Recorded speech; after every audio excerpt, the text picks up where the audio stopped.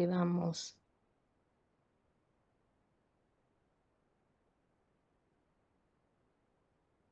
Igual también subo la partecita de estas presentaciones que estuvimos viendo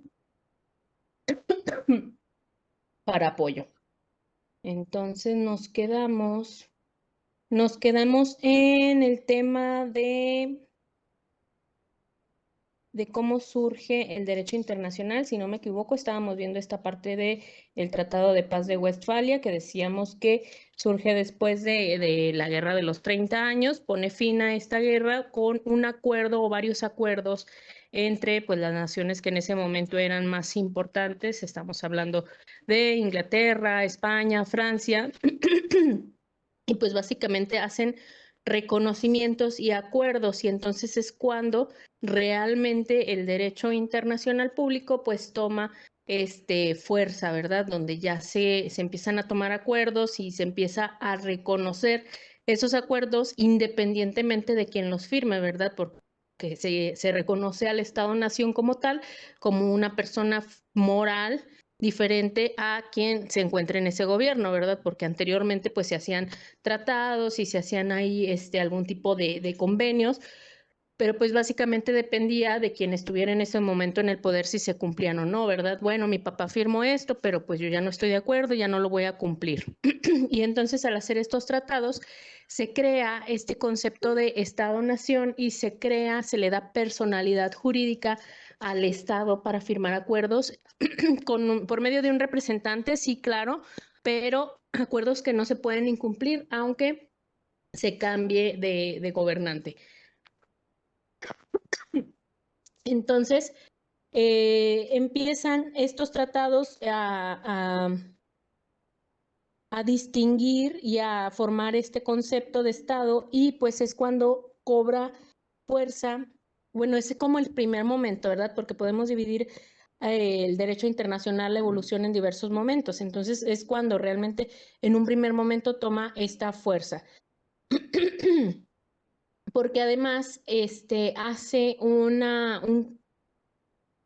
acuerdo en el cual se le va a separar un poco la iglesia,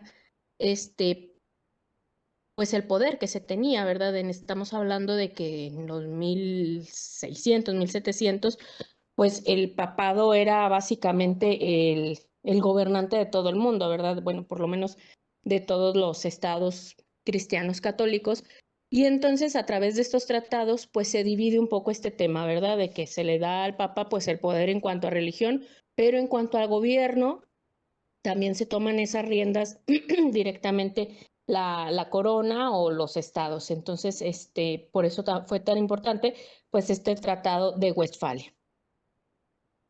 Posteriormente, en un segundo punto donde toma fuerza el derecho internacional es con la ocupación y europeización del continente americano. Si recordamos, pues por ahí Cristóbal Colón, el descubrimiento de América, y entonces pensemos en un momento en el que básicamente lo único que se conocía era España, Francia, por ahí un poquito Austria, y pues eran estados sí con mucho poder, con mucha actividad política, con mucho poder económico, y entonces se dan cuenta que en el nuevo continente pues pueden tener mayor cantidad de riqueza, ¿verdad? Porque pues básicamente era como apropiarse tanto de la tierra como todo lo que estuviera dentro de la tierra, ¿verdad?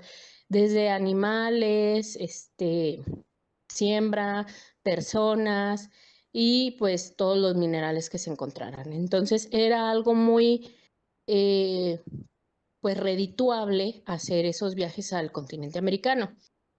Sin embargo, pues también eran viajes muy costosos. El hecho de contratar una tripulación, un buque, y pues con la incertidumbre de que pueden llegar o pueden de plano no llegar o pueden llegar a tierras ya ocupadas, pues estaba un poquito ahí pues el derecho internacional cobra fuerza precisamente por eso, por las actividades diplomáticas que se van haciendo en estos acuerdos de cooperación, ¿verdad? En esa parte de decir, a ver, yo no cuento con el capital suficiente para hacer una exploración por mí mismo, o si lo cuento, pues de todos modos no lo quiero poner en riesgo, porque además estamos en una sociedad en la que importaba mucho el estatus socioeconómico, ¿verdad? Si la persona tenía dinero, tenía riquezas, pues básicamente era tenía una vida cómoda, no tenía que trabajar, tenía personas que trabajaran por él, tenía tierras, pero si se perdía esa capacidad, pues pues era como mucha la brecha entre las clases sociales. Entonces el hecho de perder todo el dinero, pues también era como una condena para las personas y no querían arriesgar todo el dinero que tenían al hacer una expedición de este tipo. Entonces se hacían cooperaciones. Empezó también esta noción de sociedades, ¿verdad? En la que nos juntamos tú, yo, cada quien pone el 30% de sus riquezas y de lo que ganemos nos lo repartimos entre todos. Y pues esta cooperación no nada más se dio en un solo país, en una sola nación, sino que empezaba la cooperación entre franceses, europeos y pues básicamente cualquier comerciante que se quisiera unir a estas expediciones, ¿verdad? Entre la corona, entre comerciantes, para poder ir, explorar y pues ahora sí que de ahí sacar algo de dinero. Además, pues empiezan los tratados para ponerse de acuerdo, por ejemplo, de dónde a dónde ya conquisté yo, ¿verdad? De dónde a dónde me pertenece a mí. Y aquí yo ya llegué y llega Francia y ya no, pues entonces nada más te toca este pedacito. Y pues llega Portugal y a ti te toca esta otra parte de acá. Llega Inglaterra y bueno, pues tú hasta aquí. Entonces, ese tipo de acuerdos pues fortalece mucho en un segundo momento al derecho internacional, que pues ya de por sí era un derecho reconocido, con fuerza, con autoridad, pero el hecho de tener este tipo de cooperaciones y de tratados, pues se empiezan a reconocer y a tomar mucha más fuerza, ¿verdad? Ya son como tratados de comercio como si fuera de hoy en nuestros días, donde se hacían convenios y lo vamos a hacer de esta manera, tú vas a poner esto y en caso de obtener alguna riqueza lo vamos a repartir de esta forma. Entonces, sí fue este ejemplo de cooperación, pues lo que dio eh, pues un empuje al derecho internacional. Y ya como tal, una consolidación del derecho internacional, lo vemos en el Congreso de Viena, en una tercera instancia, en donde se pone fin a las guerras napoleónicas, ¿verdad? Ya estamos hablando de que ya se conquistó todo lo que es América y entonces empieza Napoleón y empieza a conquistar prácticamente todo el mundo y pues entonces para evitar esto se hace este Congreso de Viena, en donde se le pone un alto a todas estas guerras y entonces con esto ya da paso a un derecho internacional mucho más estructurado, en donde no solo se reconoce a los estados como sujetos del derecho internacional, sino que comienzan organizaciones ajenas al derecho internacional, como lo fue pues los pactos que se hacían, los periodos de paz, los acuerdos que se formaban, no solo en materia de comercio y no solo nada más en repartirnos la riqueza, sino también en acuerdos de yo no voy a hacer esto si tú no lo haces. Y entonces esto le da una consolidación mucho más estructurada al derecho internacional. Finalmente, pues tenemos también el el fin de la Segunda Guerra Mundial, donde pues todo el mundo cambió, incluyendo el derecho internacional. Bueno, hubo un tratado de paz desde Napoleón y pues fue una guerra mundial detrás de otra, ¿no? Fueron guerras muy seguiditas y entonces después de la Segunda Guerra Mundial se empieza o se tiene que reformar pues prácticamente todo el mundo, ¿verdad? Se crean organizaciones muy poderosas como la Organización de las Naciones Unidas, se hacen declaraciones en donde prácticamente todas las naciones del mundo se unen, eh, incluyendo, por ejemplo,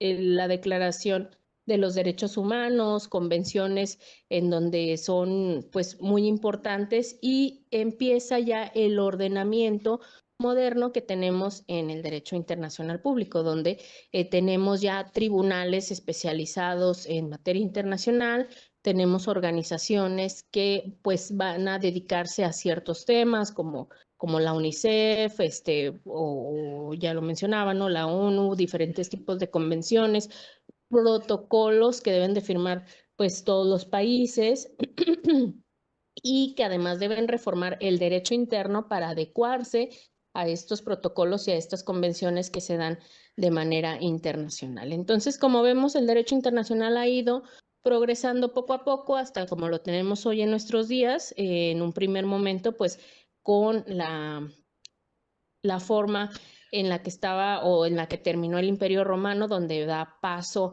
al feudalismo, donde da paso a pues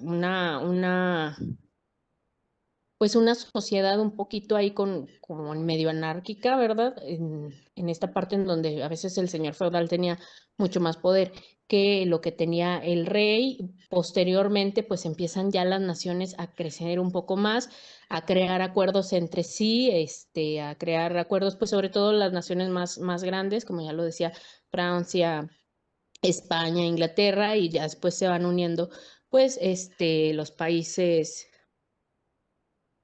Ay, ¿dónde está?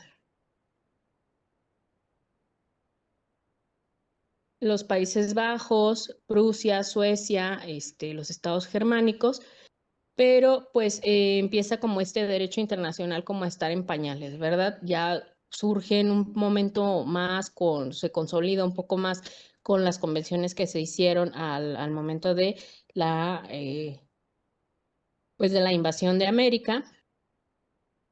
Se van haciendo acuerdos para terminar con guerras. Y por último, pues tenemos después de la Segunda Guerra Mundial, ahora sí que cómo se concreta, ¿verdad? El derecho internacional con todas las organizaciones, pues ahora sí que obligatorias que se hicieron con todas estas partes, ¿verdad? Sobre todo porque se empieza a crear nuevas materias por el derecho internacional, por ejemplo, en medio ambiente, que realmente es una materia novedosa, que ahorita sí tenemos mucha conciencia de lo importante que es, de todas estas reglas en materia internacional, pues cómo deben de estar sujetas, porque además el derecho internacional pues se tenía que adecuar al mundo moderno, ¿verdad? Las reglas que se regían hace 100, 200 años, pues no pueden ser las mismas que las que están ahorita. Pensemos simplemente en las cuestiones relacionadas al espacio aéreo. Naturalmente, cuando estaba creado el derecho internacional, pues no se tenía idea que iba a haber tantos aviones, ¿verdad? Tanto tránsito espacial, y a lo mejor nunca se había cuestionado cada país hasta dónde llega mi territorio espacialmente, ¿verdad? Cuando pasa un avión por encima de mi territorio, ¿es mío o es de la persona que está pasando? O, por ejemplo, el espacio marino, el derecho internacional también hasta dónde llega mi territorio, hasta la playa, hasta cuántos metros adentro, igual el espacio que hay debajo de la tierra, de mi territorio. Entonces, todo esto pues está regulado por el derecho internacional para no, pues para quitar conflictos, ¿verdad? Y todo esto con el fin de resolver todos los problemas de carácter social que se pudieran dar en materia internacional y en grupos de interés que pues puedan tener por ahí algún tipo de ventaja o de crear algún caos de materia internacional. Entonces, en la actualidad ningún estado puede cerrar sus fronteras y decir yo no voy a hacer caso, mis normas no son sujetas al derecho internacional, yo no puedo ser juzgado por ningún tribunal. Entonces, todos los estados están sujetos, sobre todo porque recordemos que hay reglas del derecho internacional que se deben de cumplir, aunque el estado no sea parte de este derecho, ¿verdad? Son reglas ahora sí que obligatorias para todos.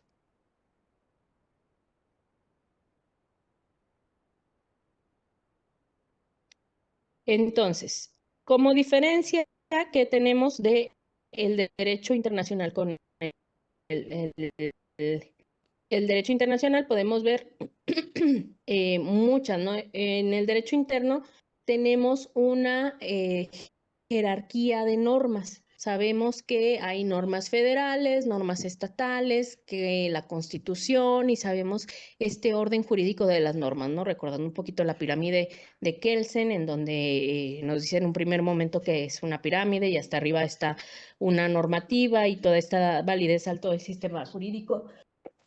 Ay, perdón, de un país, y que pues todo el sistema debe de alinearse a esto. En el caso del derecho internacional no tiene una jerarquía como tal, no hay normativa más importante que otra. En el derecho internacional, la costumbre es la fuente del derecho más importante. De igual forma, la autotutela es todavía la fórmula de acción apta para proteger los propios intereses debido a un eficiente sistema coercitivo, ¿verdad? El derecho interno tiene como característica la coercividad, que quiere decir que si yo no cumplo con algo, pues me van a obligar a hacerlo, ¿verdad? Yo no quiero pagar impuestos, va a decir el SAT, no hay problema, no los pagues, nada más te voy a embargar tu casa, te la voy a rematar, de ahí me cobro tus impuestos y si te sobra algo, ahí te lo deposito. En el caso del derecho internacional no hay forma de hacer cumplir estas normativas porque cada estado tiene su propia soberanía. Entonces, la forma en que se deben de cumplir es a través de la autotutela, ¿verdad? Del compromiso de cada país de decir, bueno, yo voy a cumplir con este derecho y voy a adecuar mi normativa para poder cumplirlo de forma adecuada. La responsabilidad es colectiva y no individual como en el derecho interno. Cuando hablamos de el derecho, la normativa interna, pues individualmente cada quien es responsable, ¿verdad? Yo voy a cumplir pagando mis impuestos, no pasándome el alto, cumpliendo con mis contratos, y entonces individualmente cada persona es responsable de su propio conducta y de su propio deber jurídico. En el caso del derecho internacional, somos una colectividad y entonces si queremos que se cumpla, por ejemplo, alguna convención en materia de derechos humanos, pues es colectividad, ¿verdad? Todos lo vamos a cumplir juntos. Igual en materia de medio ambiente, pues naturalmente tenemos que cumplirla porque pues no tiene caso que tú la cumplas y yo no, ¿verdad? Si a final de cuentas buscamos un mismo objetivo. En el derecho internacional no existe una obligación de sometimiento a controversias ante un tribunal internacional. En lo concerniente a los crímenes internacionales cometidos por particulares de oficio, puede intervenir el fiscal de la Corte Penal Internacional. Sí hay tribunales internacionales, y pues cada país puede someterse o no a su jurisdicción. Y como ya lo comentaba, normalmente estas sentencias o laudos que se emiten por parte de los tribunales internacionales, lo que emiten son recomendaciones, ¿verdad? Se recomienda al Estado mexicano cumplir con este tratado internacional que firmó tal día y se hace la recomendación de que haga estas adecuaciones a su normativa y de que se le pida una disculpa a esta persona porque se le violentaron sus derechos humanos, no sé, pero son recomendaciones. Cuando estamos hablando de un derecho interno, no son recomendaciones, ¿verdad? El juez nos va a obligar y entonces nos condena. Se condena a tal persona a pagar tal cantidad, a esta persona un interés del tanto por ciento mensual hasta que cumpla y se le embarguen sus bienes, se le rematen si no quiere cumplir por las buenas. Son condenas. Ahora sí que hay una forma de obligarnos, ¿verdad? Se le condena a tantos años de prisión, a tanto de multa, a tanto de reparación del daño. Y pues en el derecho internacional no se recomienda hacer esa parte porque pues realmente no hay una forma en que se pueda hacer cumplir como por las malas a un Estado. Y pues parte de esto viene la siguiente diferencia. En la comunidad internacional no hay una entidad supraordenadora que al mismo tiempo que desarrolla sus funciones de órgano legislativo, fije reglas válidas para todos, como es el caso de los parlamentos en el derecho interno. No hay como un poder legislativo, vaya, no hay un orden, no hay un órgano superior que diga, bueno, vamos a hacer esto, sino que pues todo es a través de convenciones. La estructura paritaria de la comunidad supone la existencia con referencia a los sujetos tradicionales, que son los estados, de las entidades soberanas iguales entre ellas. Vale la máxima latina, qui superem non habent. Las mismas entidades soberanas determinan las reglas sobre las cuales se someten y dan ejecutividad. Por lo mismo que no todas las soberanías son iguales, no hay un estado o un país más importante que otro. Entonces, como ya lo decía, todo es a través de convenciones, todo es a través de acuerdos, porque tomamos en cuenta eso. No hay un sujeto que sea superior a cualquier estado y no puede decir, bueno, como yo tengo más dinero y soy el país tal, tú te tienes que someter a mi soberanía y tienes que hacer lo que yo diga. No. En el derecho internacional, como todas las soberanías son iguales entre sí, los estados se deben de tomar acuerdos. Bueno, yo te doy esto, tú me das esto, ¿cómo ves? ¿Estás de acuerdo? No, no estoy de acuerdo, pues no firmo y no firmamos y no hay acuerdo, no hay tratado. Hasta que se ponen de acuerdo, bueno, mira, yo hago esto, tú haces esto, hacemos lo mismo, tenemos este acuerdo, lo hacemos recíprocamente de esta manera. Bueno, entonces lo firmamos y se vuelve obligatorio. Pero como tal no hay un órgano o una superioridad más que otra.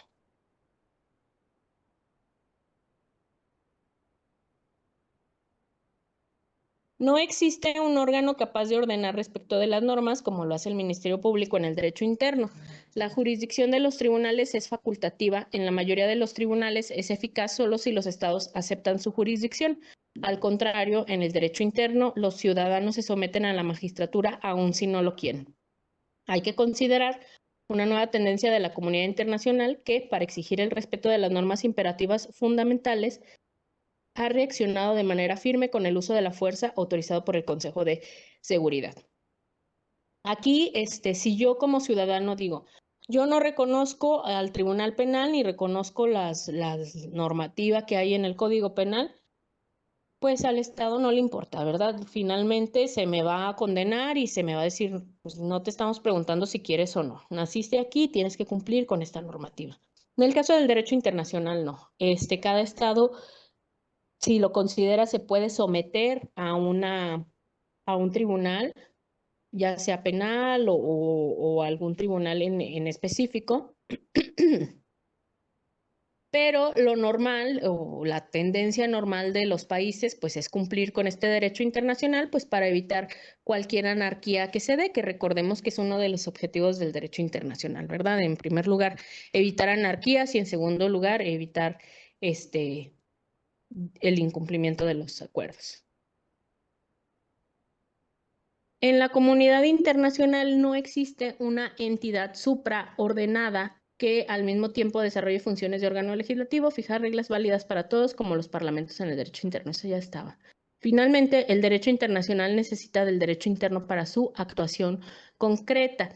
Pues sí, ¿verdad? Naturalmente, si el derecho internacional dice que se va a firmar un protocolo en contra de la violencia a los menores, a las niñas, niños y adolescentes, pues entonces lo que tiene que hacer el Estado que firmó esa convención es modificar su legislación y poner ahí que va a hacer una normativa referente a evitar la violencia en niñas, niños y adolescentes. Y entonces el derecho internacional, para que pueda ser concretado, necesita que sus normativas se reflejen en el derecho nacional interno de cada estado que lo conforma, ¿verdad? Si vamos a hacer una convención para evitar la tortura, pues entonces en el derecho interno tenemos que hacer protocolos y que hacer normativa para evitar ese delito que lo que busca el derecho internacional es castigarlo. Entonces, pues esas serían las diferencias que hay con el derecho interno, con el derecho nacional. Si vemos, pues más que nada la diferencia es esa, ¿no? Que no hay como una suprasubordinación, como en el caso del derecho interno, y pues eso nos lleva como a diferentes formas de poder cumplir esta normativa. Entonces, bueno, hasta aquí dejaría la clase de hoy. No sé si hay alguna duda. Bueno, solo es como que temas claros, o sea, a mi entender, digo, no sé si entendí mal. El internacional se podría decir que se refiere a más organizaciones. Sí, diferentes sujetos, ¿verdad? Porque estamos hablando en un primer momento de todos los estados, de las naciones, pero también como sujetos del derecho internacional, pues se encuentran los organismos internacionales, como por ejemplo la Corte Penal Interamericana, la ONU, y pues hay diferentes tipos de tribunales que van a verificar que se estén cumpliendo las diferentes convenios, tratados que se hacen. Pero sí, pues al final la ONU pues, es una organización, ¿no? O sea, Así es. Entonces entran como si fuera un sujeto y pues ya depende de cada país si cumple o no, porque pues realmente no hay como una organización que diga, bueno, yo soy más importante que cada nación y entonces me tienen que hacer caso, sino que depende de cada país el cumplirlo, que como comento, lo normal es que cada país quiera cumplirlo, ¿verdad? Porque se busca es vivir en ese estado de pacificidad que nos brinda pues los estados modernos y el derecho internacional moderno. Entonces, normalmente sí se cumple, si nos dice la Corte Interamericana en materia de derechos humanos, México ha incumplido en esta parte tal convenio y violentó los derechos humanos de tal persona y tiene que hacer esto y tiene que hacer otro y tiene que reparar un procedimiento. Como repito, son recomendaciones, no se condena, se recomienda, pero pues sí, lo que hace el Estado es cumplir y si nos piden hacer una modificación a una normativa, se hace. Y si se pide hacer alguna reposición de procedimiento, pues el Estado trata de cumplir en medida de lo posible, pues todas estas recomendaciones que hacen los tribunales internacionales, aunque no tengan una autoridad para condenar, ¿verdad? No es como si fuera un tribunal aquí mexicano de te voy a embargar y te voy a hacer cumplir, sino que depende mucho de la buena fe de cada estado el dar cumplimiento. No sé si por ahí va tu pregunta.